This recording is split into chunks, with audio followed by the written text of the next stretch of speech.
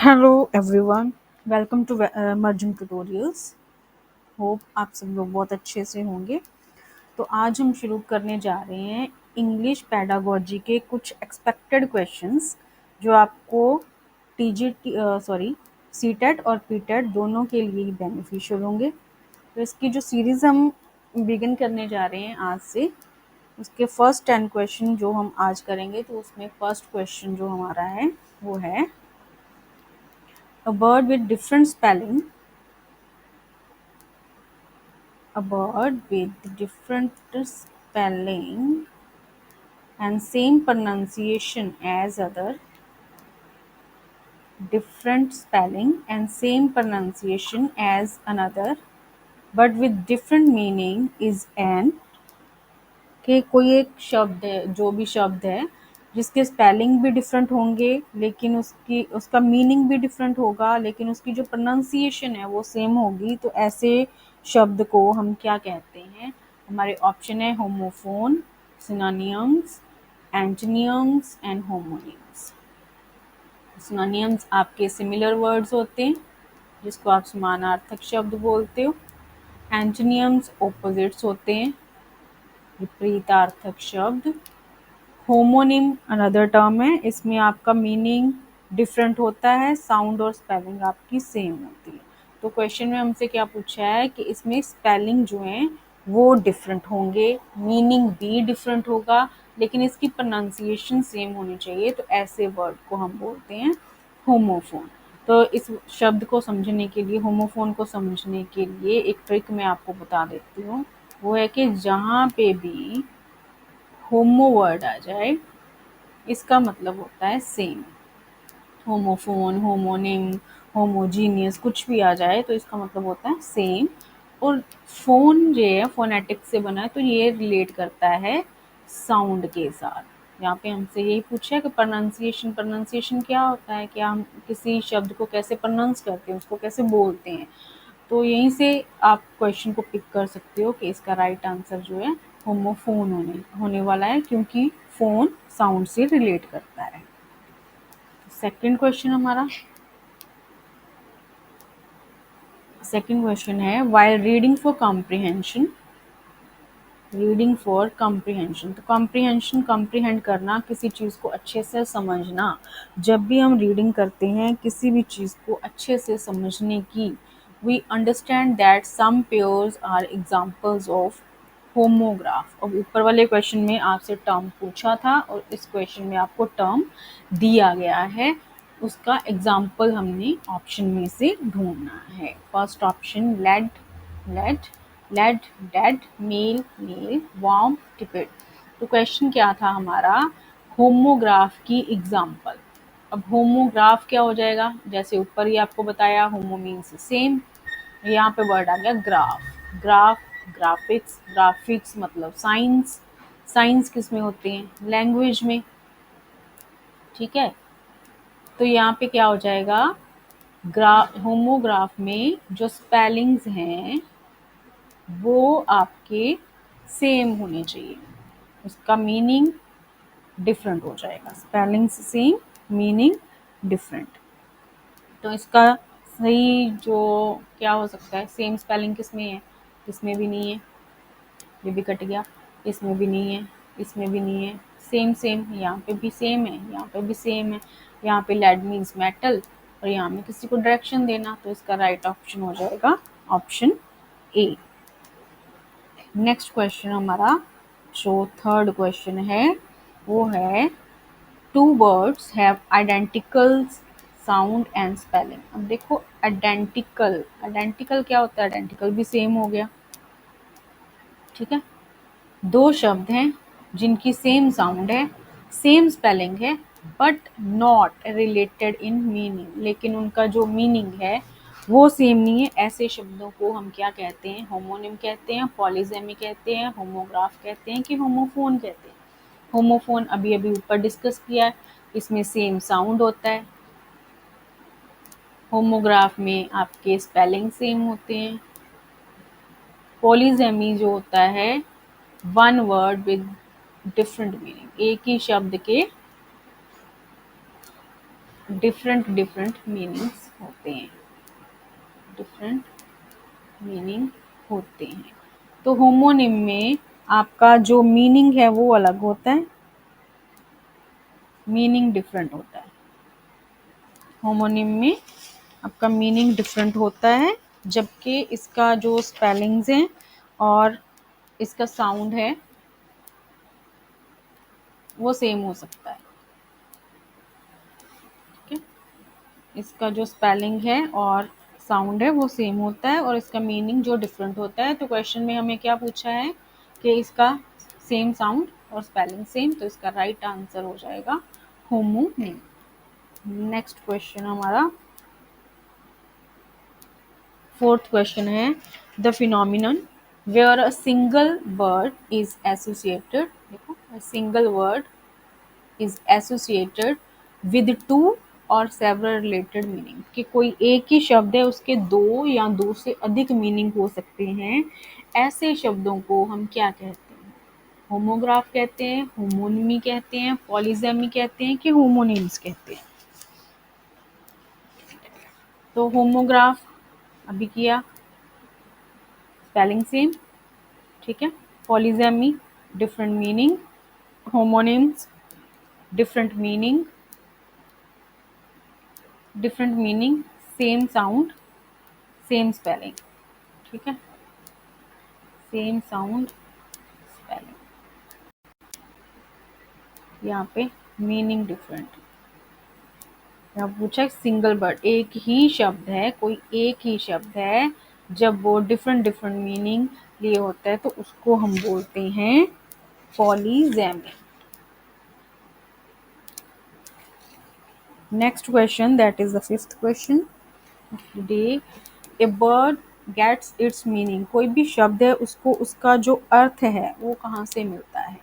A option from dictionary only, कि जैसा dictionary में लिखा जाता है डिक्शनरी को अकॉर्डिंग उसको मीनिंग मिलता है, उसके स्पेलिंग्स के अकॉर्डिंग मिलता है। फ्रॉम इट्स ओरिजिन, वो शब्द बना कहाँ से है वहाँ से उसको मीनिंग मिलता है, या फिर in relation to its context, जहाँ फिर उसको किस संदर्भ में यूज किया जाता है उससे उसको मीनिंग मिलता है। अब देखो, जब हम देखते हैं कि कोई भी जो एक ही शब्द हो जाता है जिसको अगर हम एज अ वर्ब यूज करें तो क्रिया का काम करता है, एज ए नाउन यूज करें तो वो नाव का संज्ञा का काम करता है।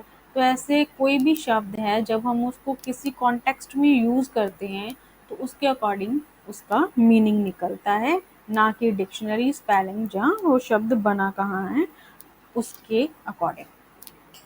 होप आपको क्वेश्चंस अच्छे से समझ आ रहे हैं, लेकिन अगर फिर भी नहीं आ रहे तो आप कमेंट बॉक्स में अपनी क्वेरी मुझ तक पहुंचा सकते हैं, तो मैं पूरी कोशिश करूंगी कि आपकी हर क्वेरी का आंसर कर पाऊँ। Next is the sixth question of phoneme is. Phoneme क्या होता है? ए डिप्थोंग होता है, वावल साउंड होता है, a single unit of sound होता है और a single unit of word होता है। देखो, अब जो फोनीम, इस वर्ड को अगर आप ध्यान से देखो तो यहाँ पे फोन शब्द आपको दिख रहा होगा, ठीक है। तो फोन आ गया मतलब it relates to sound, sound से रिलेट करता है, ठीक है। तो साउंड, हमारे टू ऑप्शन तो सीधे सीधे कट जाएंगे इसमें से, क्योंकि इन दोनों में साउंड है ही नहीं। अब साउंड बी में है और सी में है, तो फोनीम है वो किसको कहते हैं? तो इसका जो राइट आंसर है, जो वोवल साउंड है, वोवल साउंड को हम फोनीम नहीं बोलते हैं, वोवल साउंड को हम मॉर्फीम बोलते हैं। फोनीम मीन्स, तो इसका जो राइट आंसर होने वाला है वो होने वाला है सिंगल यूनिट ऑफ साउंड, कि कोई भी साउंड का जो सिंगल यूनिट है उसको हम फोनीम बोलते हैं। जैसे एग्जांपल मैं आपको दे देती हूँ, टैप, टैप, देखो यहाँ पे ट सेम है, लेकिन मैंने यहाँ पे अगर प लगा दिया तो ये बन गया टैप, यहाँ पे ब लगा दिया ये बन गया टैब। तो ये जो पीछे अलग मैंने सिंगल यूनिट ऑफ साउंड दिया है, स्मॉलेस्ट यूनिट ऑफ साउंड दिया है, या जिसको आप बोल सकते हो कि बेसिक स्पीच साउंड है, इसको हम फनीम बोलते हैं। नेक्स्ट हमारा जो है वो है next question, seventh question, that is the sentence Madam drives a bicycle is correct syntactically but semantically incorrect. Correct syntactically but semantically incorrect है, correct semantically but syntactically incorrect है, semantically as well as syntactically correct है, या फिर semantically as well as syntactically incorrect है। तो इस question का answer करने के लिए सबसे पहले तो हम ये देखेंगे कि ये जो सिंटैक्टिक है और ये सिंटैक्टिक है, सिमेंटिक्स है, ये है क्या चीज़, ठीक है। जो ये सिमेंटिक्स है, सिमेंटिक्स इसको आप बोल सकते हो स्टडी ऑफ मीनिंग। इसमें आप मीनिंग देखते हो कि जो सेंटेंस आपको दिया गया है उसका मीनिंग निकल रहा है कि नहीं निकल रहा। और सिंटैक्टिकली हो जाएगा, सिंटैक्स से बना ये शब्द, तो ये ग्रामर के रूल्स के बारे में बात करता है। ग्रामेटिकल टर्म्स के लिए एक अलग से वीडियो मैं बना के इसके साथ अटैच करने वाली हूँ। अगर आपको ग्रामेटिकल टर्म्स में कोई भी प्रॉब्लम आ रही है तो आप लिंक से उसको वीडियो को देख सकते हैं, क्योंकि अभी अगर मैं एक्सप्लेन करने लगूंगी तो ये वीडियो बहुत ज़्यादा लंबा चला जाएगा, तो हमारे क्वेश्चंस नहीं हो पाएंगे उसके अकॉर्डिंग, ठीक है। तो आते हैं क्वेश्चन पे। अब सिमेंटिक जो होता है वो होता है मीनिंग, और सिंटैक्टिक होता है ग्रामर के rules.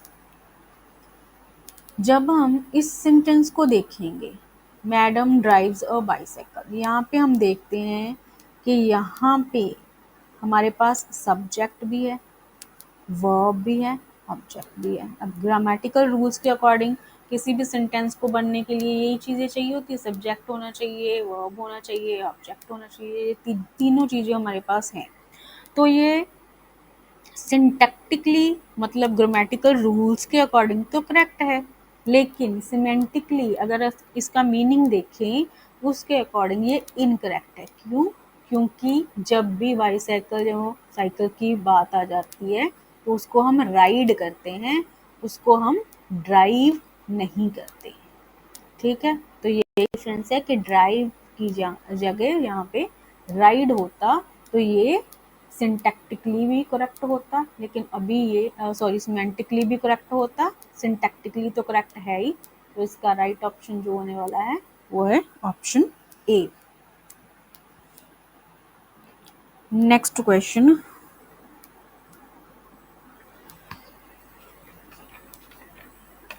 Eighth question, when the sorry when the focus of the evaluation, मूल्यांकन का जो फोकस है वो फैक्ट्स पे हो, तथ्यों पर हो, और नॉट ऑन ट्रेड्स, ट्रेड्स पे ना हो। ट्रेड क्या होता है? ट्रेड हो गया उसकी क्वालिटीज, क्वालिटीज। ऐसे इवैल्यूएशन को, ऐसे मूल्यांकन को हम क्या कहते हैं कि जब भी हम कोई इवैल्यूएशन करते हैं उसका जो फोकस है वो हम सिर्फ तथ्यों पर देते हैं, ना कि उसकी क्वालिटीज़ पर देते हैं। इट इज़ नॉन एज, तो इसको कौन सा इवैल्यूएशन कहते हैं? ऑब्जेक्टिव कहते हैं, परफॉर्मेंस कहते हैं, सब्जेक्टिव कहते हैं, या फिर ऑल ऑफ दीज। तो इसका जो राइट ऑप्शन वो होगा option A, that is objective. क्यों होगा? क्योंकि ऑब्जेक्टिव क्वेश्चन में क्या आ जाते हैं? एमसीक्यूज, जो कि हम कर रहे हैं, ठीक है। एमसीक्यूज में क्या होता है? आपको ऑप्शंस दिए होते हैं और उनमें से 4 ऑप्शन दिए होते हैं, 4-5 ऑप्शन दिए होते हैं, 3 ऑप्शन दिए होते हैं, लेकिन उनमें से सिर्फ एक ही बिल्कुल सही होता है।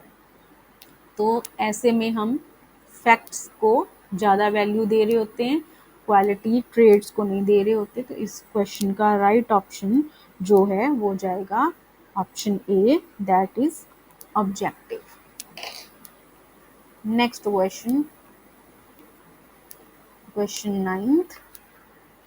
Which of the following is not a purpose. देखो यहाँ पे भी नॉट क्वेश्चन में आ जाए तो ऐसे क्वेश्चंस को आप बहुत ही ध्यान से करना, क्योंकि ऐसे क्वेश्चन में अक्सर गलती हो जाती है.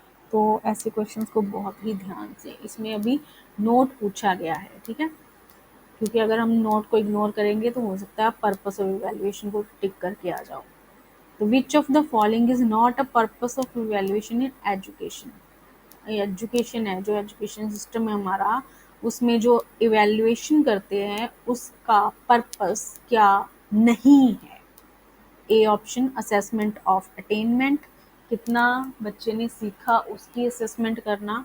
सेकंड है measurement of the value of teaching method, कैसे टीचिंग मेथड यूज़ किए जा रहे हैं उसको इवेल्युएट करना. Collection of information about the parents of the learners, जो लर्नर्स हैं उनके माता पिता की इंफॉर्मेशन को कलेक्ट करना. या फिर to diagnose difficulties of learner, या फिर लर्नर्स की डिफ़िकल्टीज के बारे में पता करना. देखो इवैल्यूएशन जब भी हम करते हैं सबसे फोरमोस्ट तो यही होता है कि लर्नर को क्या क्या डिफ़िकल्टी आ रही है, ठीक है, उसको डायग्नोज करना. तो ये तो होगा ही होगा, ये ऑप्शन तो हमारा है. उसके बाद असेसमेंट ऑफ, यहाँ पे कट जाएगा क्योंकि नॉट है, ठीक है, ये तो कट गया. उसके बाद असेसमेंट ऑफ अटेनमेंट, क्या सीखा इसकी भी असेसमेंट हम करते हैं, तो ये ऑप्शन भी कट गया. Measurement of the value of teaching method, teaching method को भी हम कंसिडर नहीं करेंगे क्योंकि टीचिंग मेथड इवैल्यूएशन में यूजफुल होते हैं. तो इसका राइट ऑप्शन क्या हो जाएगा, collection of information about the parents of learners, learners के पेरेंट्स की इंफॉर्मेशन का बच्चे की इवैल्यूएशन के साथ कोई संबंध नहीं है. तो इस क्वेश्चन का राइट आंसर जाएगा ऑप्शन सी, कि हमें माता पिता की इंफॉर्मेशन का वहाँ पे इवैल्यूएशन कलेक्शन नहीं करना है. आज का लास्ट क्वेश्चन हमारा, which of the following is not. देखो इस क्वेश्चन में फिर से नॉट आ गया. Which of the following is not an appropriate tool for formative assessment? Formative assessment का appropriate tool क्या नहीं है. Assignment, oral question, annual exam, quiz and game. तो इस क्वेश्चन का राइट आंसर करने के लिए आपको फॉर्मेटिव असेसमेंट के बारे में पता होना चाहिए, ठीक है. तो असेसमेंट हमारी जो दो तरह की होती है, फॉर्मेटिव होती है और समेटिव होती है. समेटिव, समेटिव यहाँ पे सम वर्ड आ गया, सम मीन्स टोटल, ठीक है. टोटल हम कब करते हैं, एंड में करते हैं ना. तो जो at the end of the year, जहाँ एंड में जो असेसमेंट की जाती है वो हो जाती है हमारी ओवरऑल असेसमेंट, मतलब समेटिव ओवरऑल असेसमेंट. लेकिन जो हम करते हैं ड्यूरिंग द लर्निंग प्रोसेस या ड्यूरिंग द क्लासरूम, उसको हम बोल देते हैं फॉर्मेटिव असेसमेंट, ठीक है. समेटिव जो ओवरऑल असेसमेंट होती है मोस्टली ईयर एंड पे की जाती है, वो समेटिव में आ जाती है. जो ड्यूरिंग द लर्निंग प्रोसेस की जाती है उसको हम फॉर्मेटिव असेसमेंट कहते हैं. जैसे क्लासरूम में पढ़ाते टाइम आप बच्चों से क्वेश्चंस पूछ लेते हो बीच बीच में, ठीक है, कोई भी अपना टॉपिक समझाते हुए जानने के लिए कि उनको कितना आया, तो ये तो इसका पार्ट है. ओरल क्वेश्चन, असाइनमेंट्स देते हैं हम, बच्चों ने कितना सीखा उसको देखने के लिए, ये भी इसका पार्ट है. क्विज एंड गेम्स करा सकते हैं क्लास में टॉपिक के अकॉर्डिंग. लेकिन ये जो एनुअल एग्ज़ाम है, एनुअल एग्ज़ाम कब होते हैं, एंड ऑफ द ईयर होते हैं ना, सालाना एंड ऑफ द ईयर होते हैं. तो ये जो एनुअल एग्ज़ाम है, ऑप्शन सी इस क्वेश्चन का राइट आंसर होगा. होप कि आपको ये सारे क्वेश्चन बहुत अच्छे से समझ आए. सीरीज़ को कंटिन्यू करते हुए इसका नेक्स्ट पार्ट हम लेके आएंगे कल. तो तब तक के लिए take care, bye bye. Video अच्छी लगी फिर सुने। लाइक करें, चैनल को सब्सक्राइब करें। तब तक के लिए good night, bye bye, take care.